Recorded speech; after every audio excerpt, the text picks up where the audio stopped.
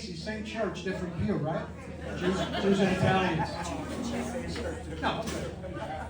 So I'm really grateful to have grown up in the 70s. There was no cell phones, so people were taking pictures, not posting pictures of your food.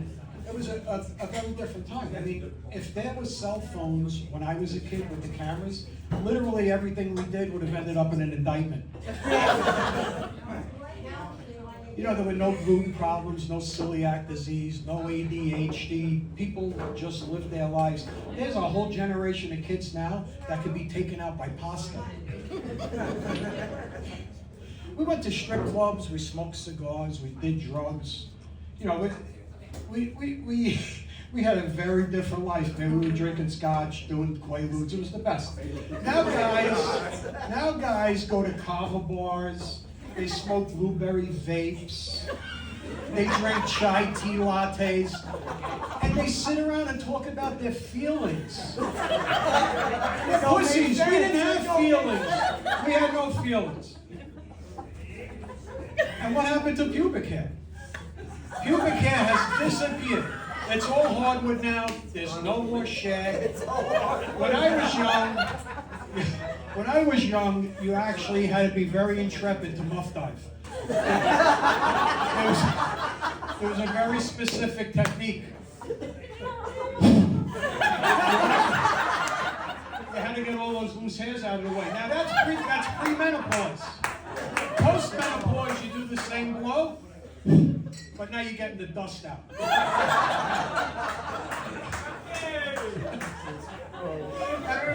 Menopause was an interesting time. I like to call it the thermostat was. We had our own climate crisis going on in the house. She had the thermostat set so low, we get intermittent flurries in the bedroom. You know, I'm in bed one night, I have my back towards her, and I hear bzzz, a little loud, a little faster. Bzzz. I roll over all excited, and she's got the little fan from the night table just trying to cool herself off. What a fucking disappointment that was. So I've been married for 40 years to Pixie. Thank you. Clap for her. I only do this because it's the only time I get 5 minutes uninterrupted time. You know, we did very traditional vows when we got married. We didn't do the, write your own vows and all that bullshit, right? I really nailed her with the whole sickness and health thing, man. I got her good with that. You know, we were away and we were sitting around talking. We were with my cousins, and we're talking about, I'm old, so inevitably, the inevitable demise. So I said, I'm definitely going first. She goes, yeah, that sounds about right. I said, but, if I was to go first, her life would go on. I said, if she was to go first, I would follow immediately thereafter. My cousin says, it's because you'd be brokenhearted. You would just not want to live anymore.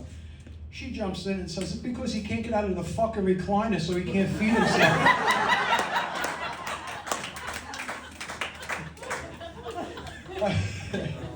Have you ever tried to win an argument with your spouse? Married people here, have you ever tried to win an argument with your spouse? That's adorable. You can't. You will run out of breath before the end of the argument. And you end up apologizing for something you did in 1999. Of course I apologize because I like living indoors. And the scariest words in any marriage is, I was thinking. There's no bullet points. No script. Your only thought is, what the fuck is happening next? And what's it going to cost me? How are we doing on time? Yeah? All right. So, growing up with ethnic moms was a lot of fun. They always had something to say. If guilt was an Olympic sport, our moms were top competitors. I would be going out, and my mom would say, you're no good as some of the bitch. You go out with your bum friends. I don't understand. Why don't you stay home with me? And of course, the Jewish mothers were all like, it's fine. I'll sit here in the dark. And then when I die, you'll be happy. You know you're Italian when you use the rubber band from the broccoli rob as your wallet? When I was a kid, my rubber band broke. And I went to my grandfather and I said, I need a new wallet. He reached in the drawer, he threw 10 rubber bands on the table, and he goes, pick it the color you like. I've been around really, really good Italian cooks my whole life. I'm pretty good too. Danielle? Where's Danielle? She had the Easter pie, right? Good cook. I think because I've been around such good cooks, I'm very discerning around Italian restaurants. Like, I look at the Olive Garden as a culinary hate crime. Anybody ever been to an Italian wedding? There's like 400 people. The bride and the groom know maybe 50. You have to invite Aunt Sadie's cousins, brothers, father-in-law's accountant to the fucking wedding. It's ridiculous. So next thing you know, you got 400 people there. There's 30 in the bridal party, all first cousins, right? And we don't have a gift table at all weddings. You bring cash. You show up with a toaster, you may disappear. You get an envelope, there's cash in it, maybe a note of congratulations, and there's always those one or two dicey uncles who just give you a wad of cash with the broccoli rubber band around it. So, that's untraceable. Nona sits there with La Busta. It's a silk bag. They put all the envelopes in. She's got one hand on that bag and her hand on her purse where the 38 is. And there's multiple courses of food. You start out with antipasto and the cocktail hour, go right through to surf and turf. And then we got the one table where we have just Chinese food served, and that's for the Jewish guests. It's the doctor, the accountant, the lawyer, and their wives.